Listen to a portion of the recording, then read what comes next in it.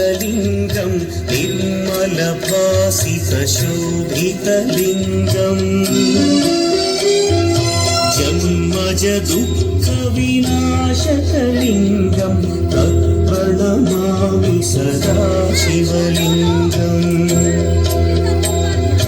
देवमुनिप्रवरार्चितलिङ्गं कामदहन करुणाकरलिङ्गम् रावणदर्पविनाशकलिङ्गं तत्प्रणमामि सदा शिवलिङ्गम्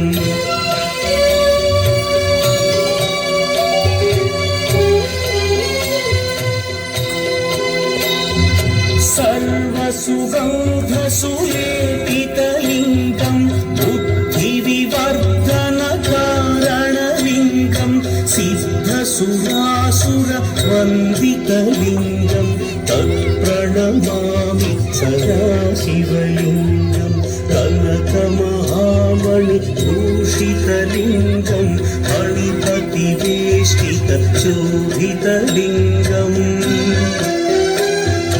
दक्षसुयज्ञविनाशनलिङ्गं तत्प्रणमामि सदा शिवलिङ्गम्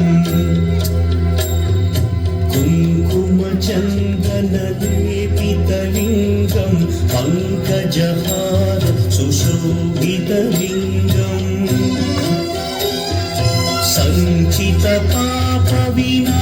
सञ्चितपापविनाशनलिङ्गं तत्प्रणमामि सदा शिवलिङ्गम्